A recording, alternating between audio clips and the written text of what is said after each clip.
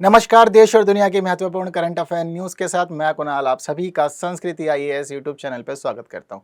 चलिए आइए आगे बढ़ते हैं। सबसे पहले यह देखते हैं कि हम आज की क्लास में किन विषयों पर बात करने वाले हैं। तो यह सभी हमारी आज की करंट अफेयर न्यूज़ है, सब बेहद महत्वपूर्ण है, इसलिए आज के इस वीडियो में प्रत्येक न्यूज़ पर विस्तार से चर्चा करेंगे।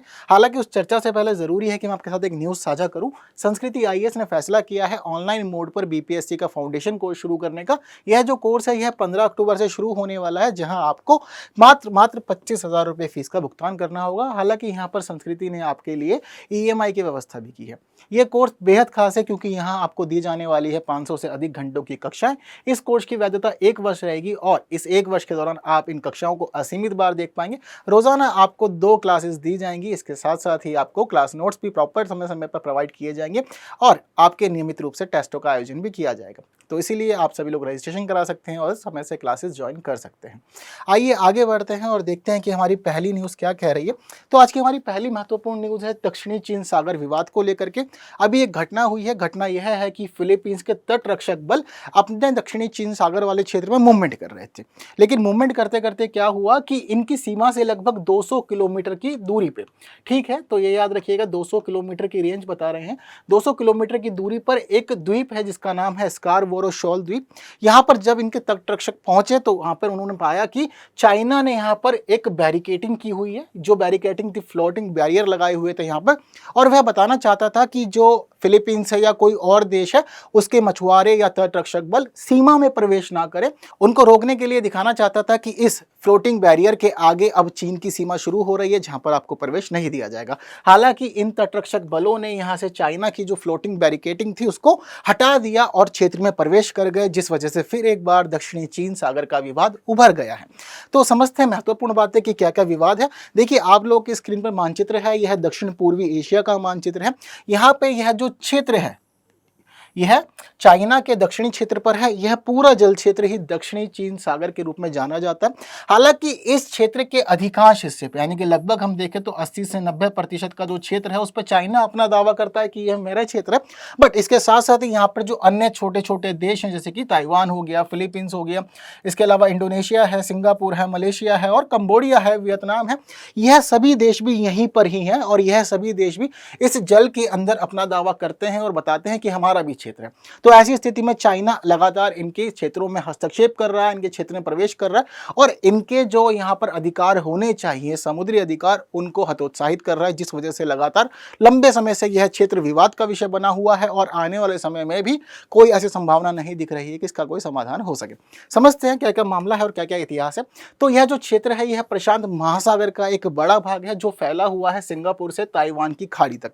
क्षेत्र की अगर सीमा की बात करें तो इसकी सीमा टोटल बनाती है 35 लाख वर्ग किलोमीटर की सीमा और इसके अतिरिक्त यहाँ पर 80 से 90% का जो क्षेत्र है उस पर चाइना अपना दावा करता है। हालांकि इसका जो दावा है वह आज से नहीं है, शुरुआत से ही लगातार इसके दावे इस क्षेत्र में बने हुए हैं। वर्ष 1947 में जब चाइना ने पहली बार अपने मानचित्र को सार्वजनिक किया था सबके सामने, तो वहां पे उसने एक 11 डैश लाइन बना के दिखाया था। 11 डैश लाइन का अर्थ था कि अभी आप लोग देखेंगे यह जो लाइनें हैं ये देखिए डैश लाइन है, तो अभी इसको आप काउंट करेंगे तो यह 9 डैश लाइन है।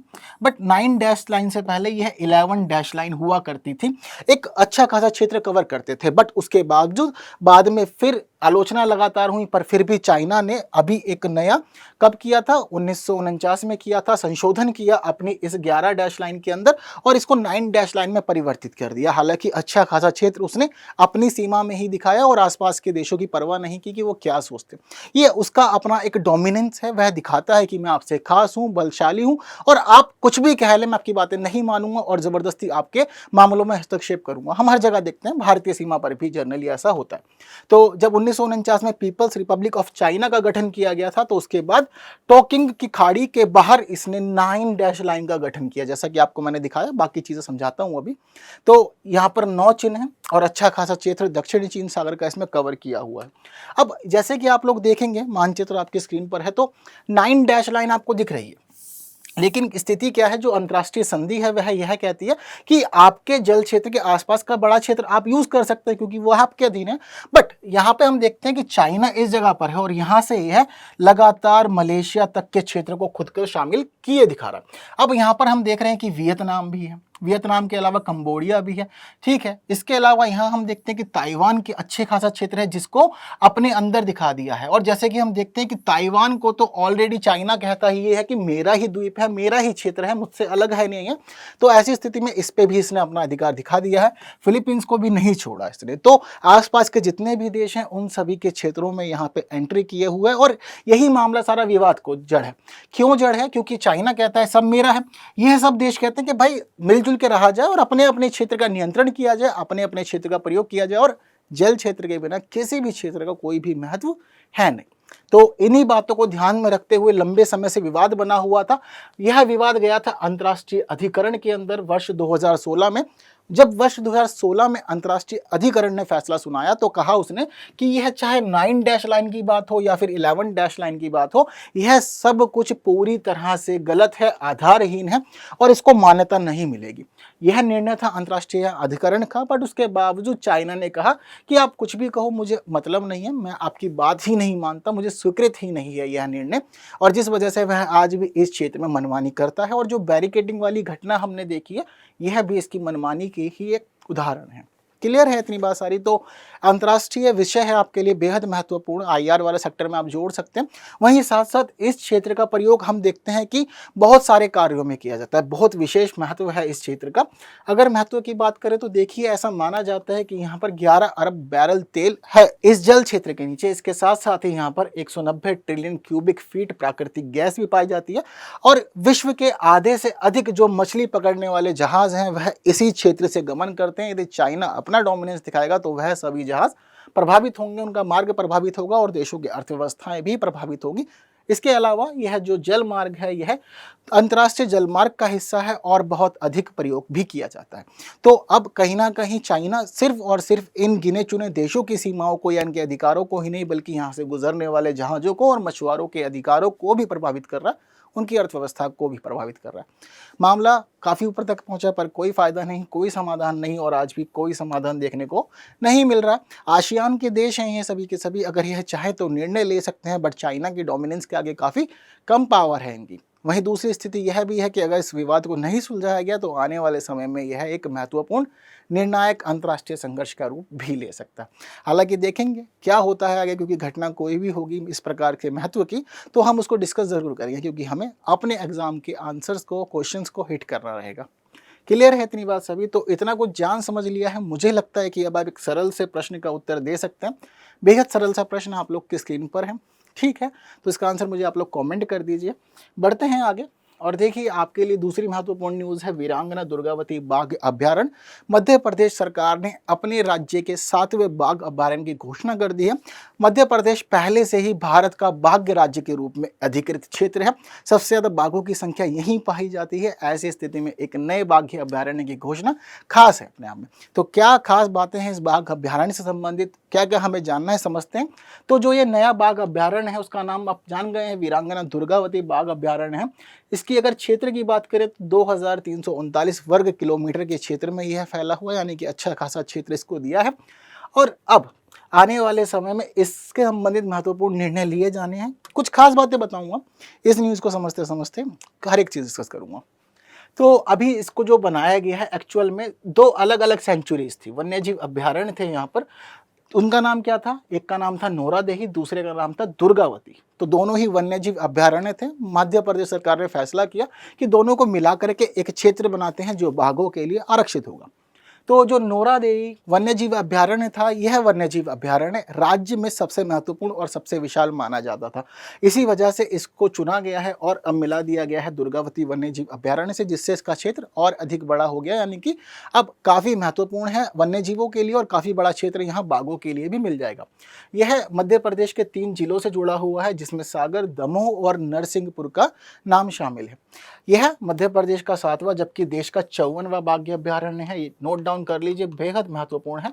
हालांकि यूपीएससी में तो संभावना बेहद ही कम है, बट उसके बावजूद अगर आप वनडे एग्जाम दे रहे हैं या फिर आपने फैसला किया है कि आप जाएंगे एमपीपीएससी देने के लिए, तो ऐसी स्थिति में इस एग्जाम में इस प्रश्न के पूछे जाने की संभावना बेहद अधिक है। अभी जो संख्या का अनुमान है वह यह है कि इस वन्यजीव अभ्यारण्य में 15 बाघ रहते हैं। हालांकि अगर हम मध्य प्रदेश की बात करें तो वर्ष 2022 की जनगणना के अनुसार यहाँ पर बाघों की संख्या 785 है। पिछली जनगणना जो वर्ष 2018 में हुई थी, यहाँ बाघ 526 थे। तो अच्छा खासा उछाल देखा गया है संख्या में, और यही उछाल मध्य प्रदेश को बाघ राज्य के रूप में रजिस्टर भी कर गया है। ठीक है, अब जिस प्रकार से इस बाघ अभ्यारण्य को तैयार किया गया है, इसमें 2 कोर एरिया है। एक कोर एरिया 1390.036 वर्ग किलोमीटर का है, जबकि दूसरा कोर एरिया इसका 23.97 वर्ग किलोमीटर का। ये अलग बात है, जनरली ऐसा होता नहीं है कि 2 कोर एरिया बनाया जाए। इसमें बनाए गए हैं, थोड़ा सा क्षेत्र को लेकर के फैसले लिए हैं यहाँ प्रशासन ने। ठीक है, जैसे कि आपको मैंने बता दिया कि यह 7वां बाघ अभ्यारण्य है मध्य प्रदेश का। तो ऐसी स्थिति में ऑलरेडी इससे पहले 6 तो बने होंगे, आपको याद रखना।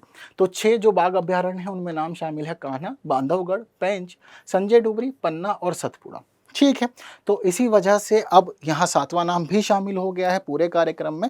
और ज़रूरी है कि आपको यह सब कुछ याद हो, और अगर मध्य प्रदेश का एग्जाम देंगे तो फिर तो बहुत ही अनिवार्य रूप से आपको इन सब चीज़ों को याद रखना होगा। तो कभी भी किसी भी क्षेत्र को टाइगर रिजर्व या बाघ अभ्यारण्य कब घोषित किया था, तो देखिए पहले उसके लिए एक प्रस्ताव तैयार किया जाता है। उस क्षेत्र के महत्व को देखा जाता है, वहाँ पे जो ज्योग्राफिकल सिग्निफिकेंस होता है उसको समझा जाता है। उसके बाद एक प्रॉपर प्रस्ताव तैयार करते हुए पहले भेजा जाता है राष्ट्रीय बाघ संरक्षण प्राधिकरण के पास में। तो सबसे पहले यह जो प्राधिकरण है, इसके अधिकारी लोग उस क्षेत्र में जाते हैं, चीज़ों को जानते समझते हैं, और उसके बाद बताते हैं कि क्षेत्र बाघ अभ्यारण्य बनना चाहिए या नहीं बनना चाहिए। यदि यहाँ से यह कर देते हैं अप्रूव और कहते हैं कि ठीक है बनाया जा सकता है, तो ऐसी स्थिति में फिर उस क्षेत्र के संबंधित जो भी निर्णय लेना है वह सब कार्य होगा वन्य जीव संरक्षण अधिनियम 1972 के तहत। इसकी धारा 38V यानी कि 38(5) है। तो उसके संबंधित सारे के सारे निर्णय लिए जाते हैं यहाँ जो प्रावधान है। और अगर आपसे कभी एग्जाम में यह पूछता है कि किसके पास अधिकार है एक क्षेत्र को बाघ अभ्यारण्य घोषित करने का, तो आपको बताना है कि यह अधिकार क्षेत्र राज्य सरकार के पास है और वही किसी क्षेत्र को बाघ अभ्यारण्य बनाती है। ठीक है, जब कोई भी क्षेत्र बाघ अभ्यारण्य बन जाता है तो यहाँ पर मानवीय गतिविधियों को और साथ साथ ही शिकार को पूरी तरह से प्रतिबंधित कर दिया जाता है, क्योंकि बाघ अभ्यारण्य बनाने का मतलब है कि हम चाहते हैं यहाँ बाघों को सुरक्षा मिले और उनके रहने के लिए पूरा वातावरण तैयार हो। एक खास और इम्पोर्टेंट फैक्ट आप लोगों को मैं यहाँ पर यह बताता हूँ कि एक्चुअल में यह जो नोरादेही क्षेत्र था, नोरादेही वन्य जीव अभ्यारण्य था, इसका यह बीते दिनों बहुत अधिक चर्चाओं में था। क्यों? क्योंकि मध्य प्रदेश का जो कूनो नेशनल पार्क है वह बहुत अधिक सुर्खियों में इसलिए है क्योंकि हम विदेशों से चीते ला रहे हैं और चीते को ला करके हमने वहाँ पे रखा, और अब तक उनकी संख्या 20 थी जितने चीते हम लोग विदेशों से लाए थे। अब ऐसी स्थिति में फिर दोबारा एक बार भारत सरकार मध्य प्रदेश की ओर देख रही थी अपनी आने वाली चीता परियोजना के लिए और चीता पुनर्स्थापना के लिए। इसी वजह से अब यहाँ पर विचार हो रहा था कि यह जो नोहादेही वाला क्षेत्र है इसको डेवलप किया जाए चीतों के रहने के लिए। बहुत अधिक कार्य हुआ, फैसले भी लिए गए कि वातावरण वगैरह ठीक है, सारी सुविधाएं ठीक है और यहाँ पर विदेशों से चीतों को ला करके रखा जा सकता है। बट अब जिस प्रकार से मध्य प्रदेश सरकार ने यह निर्णय ले लिया तो अभी स्थितियां सारी की सारी अप्रत्याशित हैं, कुछ भी क्लियर नहीं है कि क्या होगा। बट इस क्षेत्र को डेवलप कर लिया गया है तो आने वाले समय में संभावना है कि चीतों को लाके यहाँ भी रखा जा सकता है, एक अच्छा खासा हैबिटेट उन्हें दिया जा सकता है। तो इस मामले में भी इसको याद रखिएगा, क्योंकि अगर कभी चर्चाओं में आएगा तो मैं फिर एक बार आपको बताऊंगा, हर एक चीज़ आपका डिस्कस करूंगा और इसी प्रकार से एक प्रश्न का जवाब भी आपको देना रहेगा। बहुत सरल सा प्रश्न आपकी स्क्रीन पर यह भी है। चलिए इसी के साथ बढ़ते हैं हमारी अगली न्यूज़, दादा साहब फाल्के पुरस्कार। तो हर साल दादा साहेब पुरस्कार जो होता है यह दिया जाता है। यह किसी अभिनेता या अभिनेत्री को लाइफ टाइम अचीवमेंट अवार्ड के रूप में दिया जाता है, यानी कि आपने जिंदगी भर जो भी किया था लोगों को मनोरंजन करने के लिए, साथ साथ फिल्मों में अभिनय या गायन या इतने किसी प्रकार से आपने लोगों के मनोरंजन का काम किया है, लोगों को अपनी तरफ आकर्षित किया है, लोगों से भावनाएं जोड़ी हैं और सामाजिक संदेश दिए हैं, तो उन सभी महत्वपूर्ण कार्यों के लिए आपको एक लाइफ टाइम अचीवमेंट अवार्ड दिया जाता है। मतलब पूरी जिंदगी भर की उपलब्धि के रूप में यह पुरस्कार मिलेगा। तो हमारे जो अलग अलग अभिनेता हैं उन लोगों को दिया जाता रहा है। तो इस साल भी इसकी अनाउंसमेंट हो गई है और कहा है कि अब की बार वाहिदा रहमान को यह अवार्ड दिया जाएगा। पिछले साल वर्ष 2022 में यह अवार्ड दिया गया था आशा पारिक को। हालांकि एक खास बात देखने वाली यहाँ पर यह है कि यह अवार्ड वर्तमान समय से 2 वर्ष पीछे चलता है। जैसे कि अभी 2023 चल रहा है तो 2023 में इन्होंने कहा है कि 2021 का अवार्ड मिलेगा, और पिछले साल जब 2022 में इन्होंने अवार्ड दिया था आशा पारिक को तो वह अवार्ड वर्ष 2020 का अवार्ड था। तो इस बात को भी याद रखिएगा, क्योंकि आपको आयोग यहाँ पर कंफ्यूज कर सकता है, कहीं ना कहीं बातों में उलझा सकता है और आप अपना आंसर गलत कर सकते हैं। तो यह इंपॉर्टेंट बात है, इसकी बेहद खास है, जो आपसे पूछी जा सकती है आने वाले एग्जाम में। और यूपीएससी में संभावना कम होने के बावजूद मैं आपको यह कहूँगा कि यूपी का पीसीएस हो या किसी और स्टेट का, वहाँ पर ऐसे प्रश्न बहुत अधिक पूछे जाते हैं। ठीक है, तो उनको जो यह अवार्ड दिया जा रहा है, यह 53वां Dada Saheb Phalke life time achievement award है, इनको अब मिलेगा। क्लियर है सारी की सारी बात आप लोग को। तो घोषणा की है इसकी अनुराग ठाकुर ने, जो वर्तमान में हमारे केंद्रीय सूचना और प्रसारण मंत्री हैं। आइए समझते हैं इससे संबंधित खास बातों को और इनके जीवन को।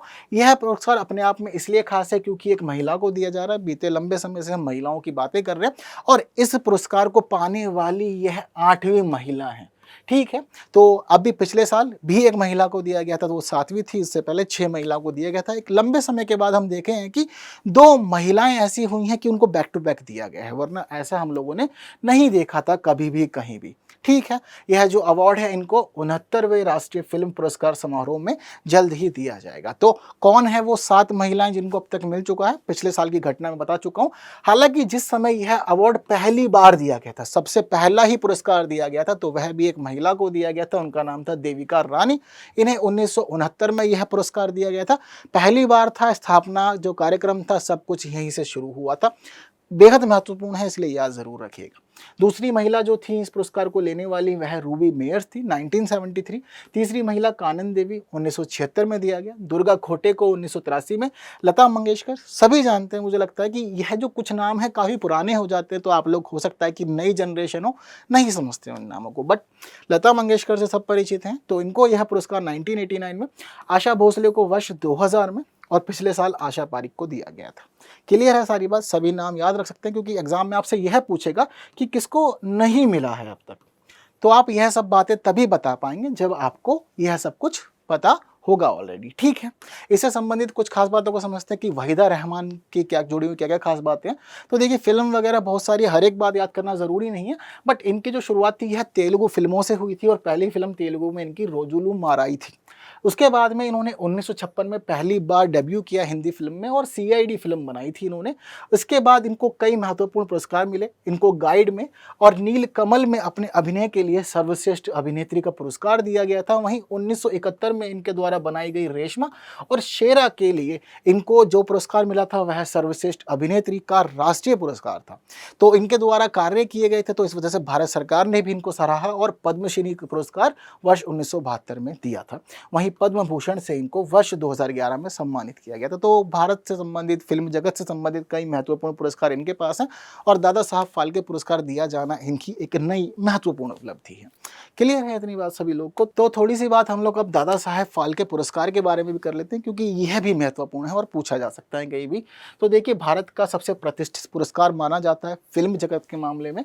इसकी जो शुरुआत की गई थी वह भारत सरकार ने की थी 1969 में, जस्ट बिकॉज भारत सरकार चाहती थी कि दादा साहब जो थे, दादा साहब फाल्के, उन्होंने फिल्म जगत के लिए भारत में इतने महत्वपूर्ण कार्य किए हैं जिसको सराहा जाना बेहद ज़रूरी है। क्योंकि उन्होंने भारत की पहली फिल्म, जो मूक फिल्म थी एक तरह से, आप कुछ नहीं सुन सकते थे उस मूवी के अंदर, तो वो सिर्फ आपको दिखेगा कि हाँ कुछ एक्शंस हो रहे हैं, एक्टिविटी हो रही है और खुद ही समझना था क्या है।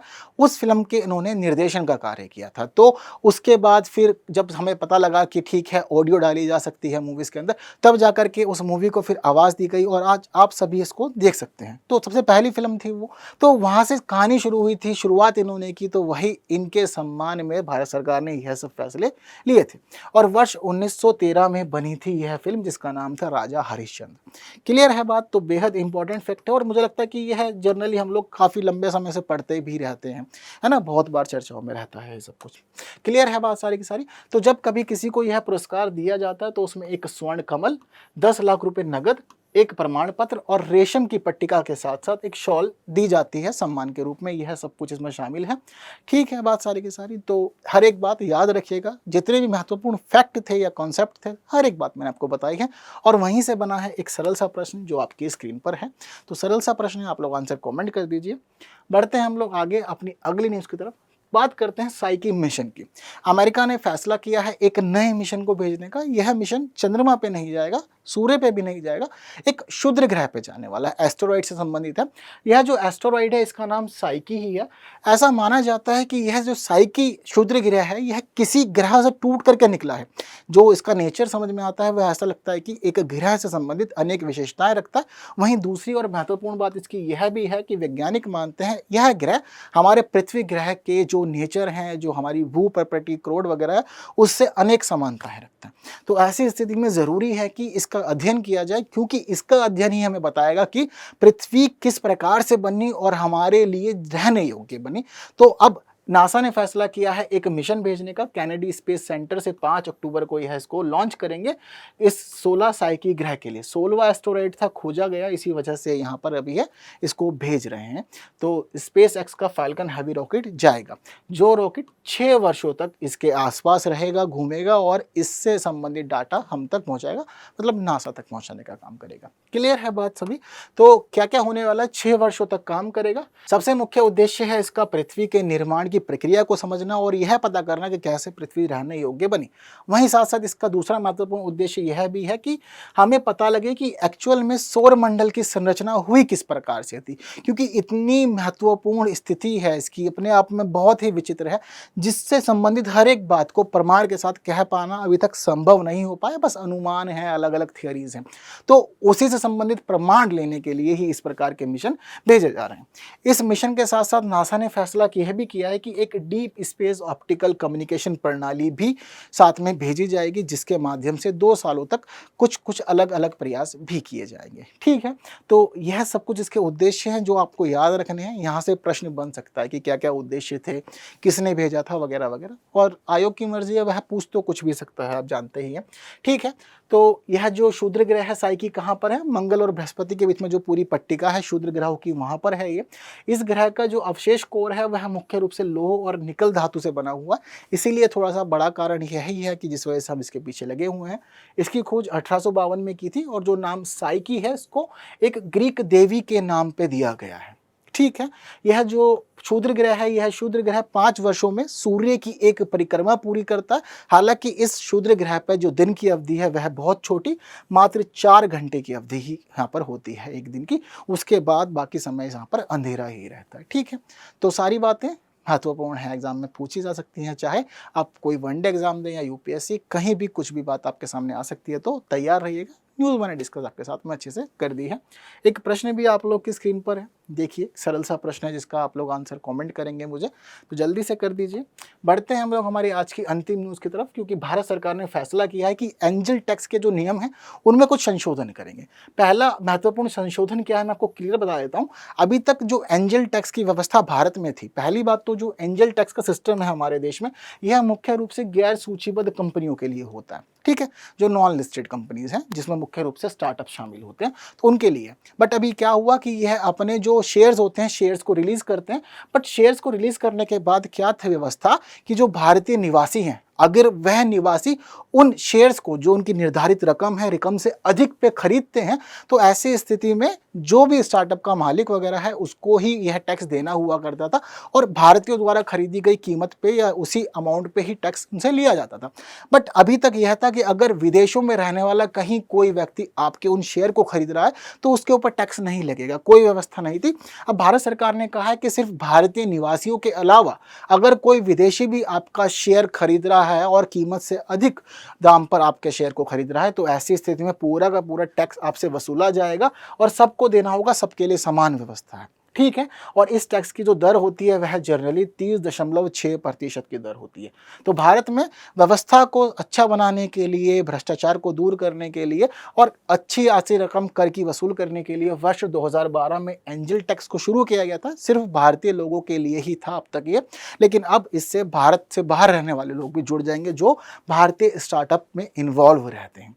इसका मुख्य उद्देश्य है भारत में मनी लॉन्ड्रिंग को रोकना और सबको यह बताना कि आप कर मानदंडों का पालन करें।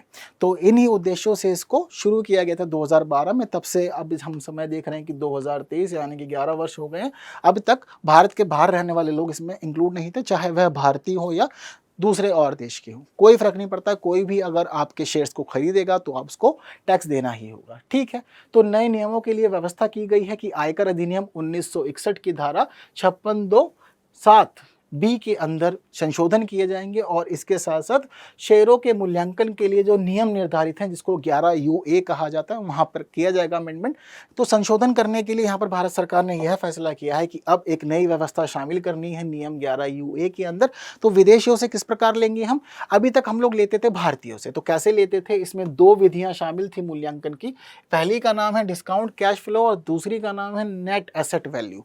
तो इन दोनों के आधार पर ही हम भारतीय निवासियों से लिया करते थे टैक्स। अब सरकार कह रही है कि भाई गैर निवासियों से लेना है, तो इसके लिए जरूरी है कि हम नई मूल्यांकन विधियों को अब लागू करें, प्रस्तुत करें। तो भारत सरकार ने यहाँ पर 5 अलग अलग नई मूल्यांकन विधियां प्रस्तुत की हैं, जिसका नाम है तुलनीय कंपनी एकाधिक विधि, संभाव्यता भारित अपेक्षित रिटर्न विधि, विकल्प मूल्य निर्धारित विधि, मील का पत्थर विश्लेषण विधि और प्रतिस्थापन लागत विधि। ये 5 मेथड हैं जिनके माध्यम से अब विदेशों में रहने वाले लोगों से हम लोग भी कलेक्ट कर सकेंगे, रिवेन्यू टैक्स ले सकेंगे उनसे, ठीक है। तो संशोधनों के अनुसार परिवर्तनीय वरीयता शेयरों और गैर सूचीबद्ध स्टार्टअप द्वारा जारी जो इक्विटी शेयर होंगे उनका मूल्यांकन अब उचित बाजार मूल्य पर ही किया जाएगा। यानी कि अब चाहे व्यवस्था किसी के लिए भी हो, हर एक के लिए हमारे जो उचित बाजार मूल्य निर्धारित है, सारा कार्यक्रम उसी के अनुरूप होगा और उसी के अनुरूप ही हम आपसे एंजल टैक्स भी वसूल करेंगे। क्लियर है बात सारी की सारी? तो यह सभी जो बात यहाँ पर हुई है आपके सामने, इसमें नाम आया है परिवर्तनीय वरीयता शेयर। परिवर्तनीय वरीयता शेयर वह होते हैं जिनको आप लोग इक्विटी शेयर में कन्वर्ट कर सकते हैं। यह इस प्रकार के एक शेयर होते हैं। तो अगर आपसे एग्जाम में पूछता है परिवर्तनीय वरीयता शेयरों के बारे में, तो बता दीजिएगा कि इनको हम इक्विटी शेयर में कन्वर्ट कर सकते हैं और यह पूरी जो व्यवस्था रहेगी अब वह सबके लिए उचित बाजार मूल्य के आधार पर ही रहेगी। तो एक महत्वपूर्ण संशोधन है जो भारत सरकार ने यहाँ पर करने का फैसला लिया है। तो इसी से संबंधित एक प्रश्न आप लोग की स्क्रीन पर, बेहद सरल सा उत्तर है इसका, आप बता सकते हैं। तो एंजल टैक्स के बारे में मैंने आप लोग को पहले ही बता दिया है कि यह मुख्य रूप से गैर सूचीबद्ध कंपनियों से संबंधित है और अगर वह कंपनियां उचित बाजार मूल्य से अधिक मूल्य के शेयरों की बिक्री करती हैं और उससे पूंजी को प्राप्त करती हैं, तो उसके ऊपर ही यह टैक्स लगाया जाता है, जिसकी दर 30.6% होती है। यह खास बात आपको याद रखनी है हमेशा, क्योंकि एग्जाम में यह पूछा जा सकता है। तो आज की वीडियो में बस इतना ही। जितनी महत्वपूर्ण बात आज की वीडियो से संबंधित होनी चाहिए थी, हर एक बात मैंने आपके साथ साझा कर ली है। उम्मीद करता हूँ यदि एग्जाम में प्रश्न आएगा तो आपसे नहीं बचेगा। तो ठीक उसी प्रकार जितने लोग थोड़ा देर तक मुझको सुनते हैं, उन्हीं के लिए यह रहता है कि जो आज के प्रश्न थे उन सभी प्रश्नों के उत्तर आप लोग की स्क्रीन पर हैं, मैच कर लीजिए और मुझे बताइए कि आपका स्कोर कितना बन रहा है, ठीक है। तो फिर मिलेंगे हम लोग कल रात 9 बजे और ऐसे ही बातचीत करेंगे अलग अलग न्यूज़ पे और चर्चा करते हुए आगे बढ़ते रहेंगे। Thank you so much.